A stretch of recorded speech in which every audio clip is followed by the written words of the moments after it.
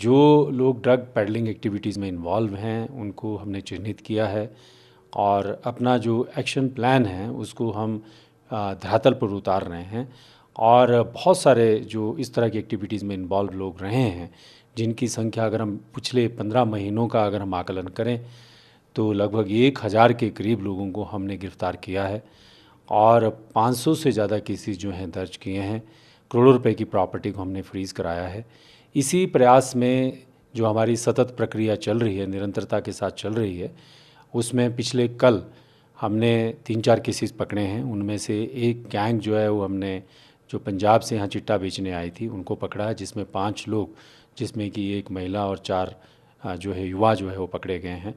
और इसी तरह से एक और केस में, एक अन्य केस में जो है, जिसमें एक नया ही मोडस ऑपरेंडी जो है वो हमारे सामने आया है, जिसमें कि ऑनलाइन माध्यम से जो है वो ड्रग्स की सप्लाई करते हुए एक युवक को पकड़ा है। उसकी भी इन्वेस्टिगेशन चल रही है।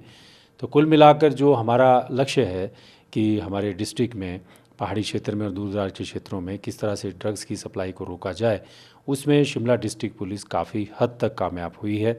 हमने जो अवेलेबिलिटी का जो पैरामीटर है उसमें जो अभी फीडबैक हमें आ रहा है उसमें काफ़ी कमी आई है। पिछले साल इन्हीं दिनों तक लगभग 200 केसेस हमने दर्ज कर लिए थे और इस साल अभी हमारे 90 के करीब केसेस दर्ज हुए हैं। पूरे प्रयास करने के बावजूद भी जो ये डेटा है ये भी अपने आप में ये सब्सटेंशिएट करता है कि ड्रग पेडलिंग एक्टिविटीज़ में काफ़ी कमी आई है। और इसमें हमारा जो लक्ष्य है वो यही है कि युवा पीढ़ी को या अन्य कोई भी वर्ग है जो ड्रग की चपेट में आ सकते हैं, विशेष तौर पे जो चिट्टा है, हीरोइन है, वो बहुत डेंजरस है, बहुत डेडली है, उसको जो है उसकी रोकथाम के लिए उचित कदम उठाए जा रहे हैं और उसके परिणाम भी आ रहे हैं। सर, जैसे आपने बात की कि कल 5 लोगों को गिरफ्तार किया गया है, कौन सी धाराओं के अंदर इनको गिरफ्तार किया गया है, और इसमें ये भी कहा आ रहा है कि ये कोई अच्छी फैमिली के लोग हैं। देखिए, ये एक बड़ी दुखद और एक अनफॉर्चुनेट सिचुएशन है कि चिट्टा और हीरोइन जो है इसमें कोई स्टेटस या कोई इस तरह से नहीं है कि कौन स्लिप्त हो सकता है। इसमें संभ्रांत परिवारों के लोग भी इसमें इन्वॉल्व हो रहे हैं, युवा बच्चे इन्वॉल्व हो रहे हैं, पुअर सेक्शन जो सोसाइटी का है उनके बच्चे भी इन्वॉल्व हो रहे हैं। नशा एक ऐसी प्रोलिफरेशन है, ये बहुत कंटेजियस है। अगर किसी को हीरोइन जैसे नशा की एक बार इस तरह की एडिक्शन लग जाती है तो इसमें बड़ा डिफ़िकल्ट होता है इससे बाहर आना। लेकिन फिर भी जिन माता पिता के बच्चे जो है इस तरह की लत में, एडिक्शन में लग गए हैं, उनको प्रयास करना चाहिए समय रहते हुए और इससे बचना चाहिए। हम पेरिफेरल एंड पे हैं, जैसे डिस्ट्रिक्ट एंड पे या जो जहाँ पे नशा पहुँच रहा है, जैसा कि हम सभी जानते हैं कि इसमें बहुत ज़्यादा संयुक्त प्रयास करने की ज़रूरत है, ठोस कार्रवाई करने की ज़रूरत है और कंसर्टेड एफर्ट करने की ज़रूरत है। जो सप्लाई लाइंस हैं, जो मेन किंग पिन्स हैं, उन तक पहुंचने की ज़रूरत है।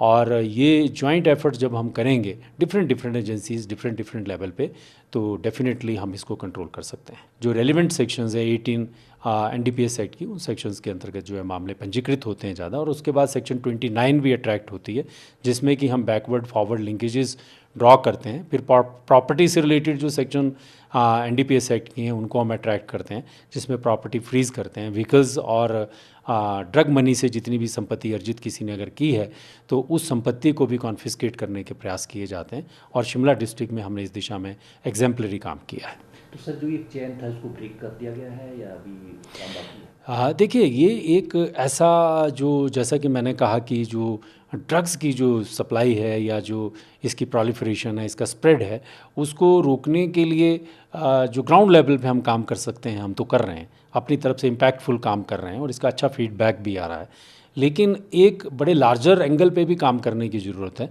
जिसमें कि इंटरस्टेट कोऑर्डिनेशन होना चाहिए, या ड्रग्स की सप्लाई किस तरह से कहाँ कहाँ से हो रही है वो सारे की सारी जगहें चिन्हित होनी चाहिए। जो एक ब्रॉड बेस्ड जॉइंट एक्शन लेने की ज़रूरत है, उस दिशा में भी काम हो ही रहा है।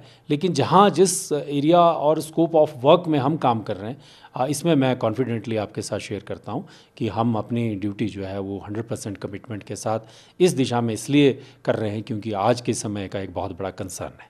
पंजाब है, हरियाणा है, दिल्ली तो कैपिटल ही है हमारा, और इस तरह के जो इवन JNK की तरफ से भी जो है वो सप्लाई जो है वो इन एरियाज़ में होती है, क्योंकि हीरोइन तो यहाँ मैन्युफैक्चर होती नहीं है, ना ही यहाँ पैदावार होती है इस तरह की, और ना ही हमको कोई आज तक ऐसा केस मिला है कि यहीं पे जो है वो इसका मैन्युफैक्चरिंग कहीं पे हो रही है। सारी सप्लाई जो है वो इन बॉर्डर, जो हमारे इंटरनेशनल बॉर्डर से जुड़े हुए जो हमारे स्टेट्स हैं वहीं से होती है, जितनी इन्वेस्टिगेशन आज तक हमने की है।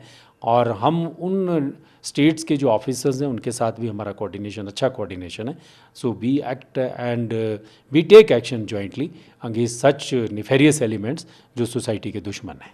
सर, इसमें युवा पीढ़ी सबसे ज़्यादा प्रभावित हो रही है, तो शिमला पुलिस का जैसे कॉलेज है, स्कूल है, उसको भी कोई एडवाइजरी जारी कर रही है? हाँ बिल्कुल, ये एक बड़ा रेलिवेंट क्वेश्चन है कि जिस तरह से हमारी जो युवा पीढ़ी है वो ड्रग्स की चपेट में आ रही है, इसमें एजुकेशन इंस्टीट्यूशंस का, स्कूल्स का, कॉलेज का, सिविल सोसाइटी में जितने भी इम्पॉर्टेंट लोग हैं हमारे, जो इस चीज़ को लेकर के कॉन्शियस हैं, उन सभी का दायित्व है।